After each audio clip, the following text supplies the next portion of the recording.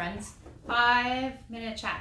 Yeah, we're going to talk about Incontinence. Yeah, which is a Leaking. fancy word for peeing your pants. Well, and leaking other things. But I think we're going to focus on urinary incontinence today. Today is the UI. And do you know what drives me crazy?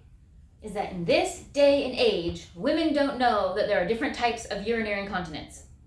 Let's break it down. So the two big ones that I see the most, two buckets, are stress incontinence, and this is leaking when you cough, sneeze, do jumping jacks. Changes in pressure. Changes in pressure. It's a stressor that presses down on the bladder and causes a leak.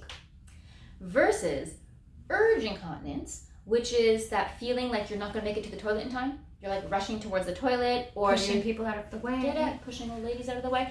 Or you're going all the time, like every hour. 20 times a day. Yep. These are the patients that come in and say to me, but I drink a lot of water. I drink so much water. Oh my God, I don't care. You don't really.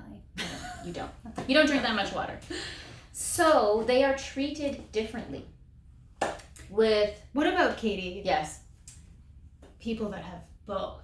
Oh yes, thanks Erin. So that's mixed incontinence, and we do see that a lot.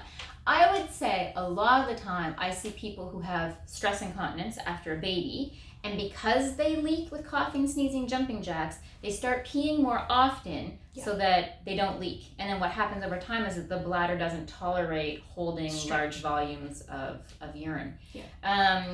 Maybe we should review a normal healthy bladder. So a healthy functioning bladder, you should be peeing about 6 to 8 times in 24 hours, not 15 or 25 times. So 6 to 8 times in 24 hours. Go on. No, I was just going to say, and because the next question you get from patients is what we just said. So how much fluid can your bladder tolerate and still fall within those norms?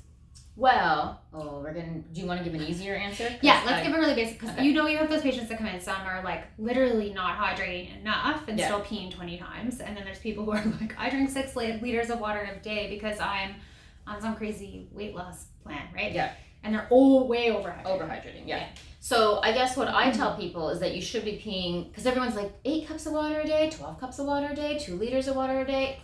For the same human, if it's 30 degrees outside and you're exercising, you're going to need more water. So I don't love the water measurement, but I usually tell my patients you should be peeing 6 to 8 times a day. Your pee should be at least 10 seconds long, and they should be the color of like a tinge of yellow, so they shouldn't look like apple juice. So I say lemonade. Yeah, like a natural lemonade. You don't want to be super white either, because then you're likely overhydrated. You don't want to be look like water. Yeah. So that's how I monitor hydration more than anything. And if that's the case, then you should be peeing 6 to 8 times a day, and you should be able to comfortably get to the toilet. Yes. And if you can't, or if you're leaking on the way to the toilet, then that's what we call urge incontinence, which is general society, I think, calls it overactive bladder, versus the leaking with the coughing, sneezing, jumping jacks. Yes. And I think I might have cut you off. How long, generally? Oh, yes. 2 to 4 hours between pees. And each pee should be, you said, I think, 7 to 16 seconds. 7 to 16 seconds, although that kind of depends on urinary flow. So if I've got someone that's giving me some weird values, I do make them measure it in a cup. Yeah. But I don't want to scare you guys away right now. Yeah. But the treatment methods are a little bit different. So if we're looking at someone who's leaking from stress incontinence, then what we try to do is strengthen the pelvic floor to give support from below, and we look at ways to reduce pressure from above. So maybe you hold your breath when you lift, maybe you sneeze with way too much of a violent sneeze. Maybe you're really constipated. And it's actually pressing on your bladder, those things. And then with urge incontinence, it's not necessarily because of a weakness in the pelvic floor, it's like the bladder muscle itself is too jumpy, so it's more like the neurological system between the brain and the bladder, and we train it that way, which is kind of like glorified potty training for adults. They're both pretty I've never heard you call it that before. Oh, that's what I tell my patients. We're just doing potty training again. Because you're born and you don't know how to prevent that spasmy feeling, and you just pee into a diaper. And then when you potty train, you're learning how to reduce urinary urge. And then it just gets out of control, and we just have to learn that all over again. So we do have a lot of parents that are potty training their kids, and they're potty training themselves again at the same time after birth. Super fun.